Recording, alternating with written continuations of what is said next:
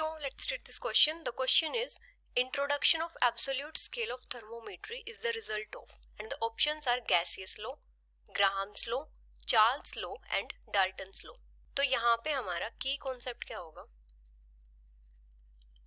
हमें बताना है कि जो ये गैस लॉज दिए हैं इनमें से किसके through absolute scale of thermometry का इंट्रोडक्शन हुआ था। मतलब एब्सोल्यूट स्केल ऑफ थर्मोमेट्री मतलब एब्सोल्यूट टेम्परेचर।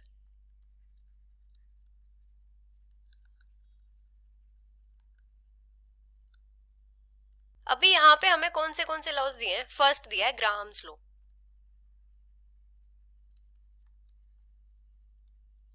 तो ग्राहम्स लॉ किसके लिए होता है, गैस के डिफ्यूजन के लिए।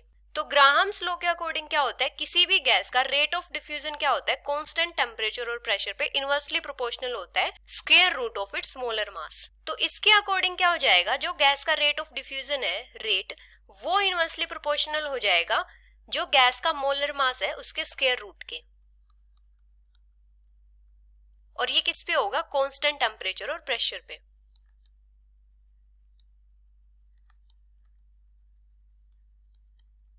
तो यहाँ पे इन्होंने क्या रखा था कि टेम्परेचर को कांस्टेंट रखा था, और यहाँ पे इन्होंने एब्सोल्यूट टेम्परेचर वगैरह की भी बात नहीं की थी। अभी अगर हम बात करें चार्ल्स लॉ की,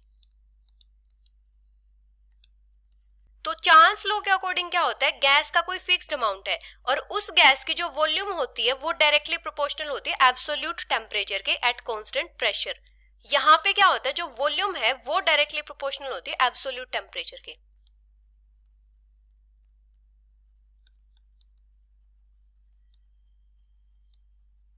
और ये किस पे होती है, कांस्टेंट प्रेशर पे। और जो गैस का अमाउंट होता है वो भी फिक्स्ड होता है, मतलब यहाँ पे नंबर ऑफ मोल्स भी क्या होंगे, कांस्टेंट होंगे। तो चार्ल्स लॉ में क्या हुआ था, एब्सोल्यूट टेम्परेचर टर्म को यूज किया था, यूज्ड द टर्म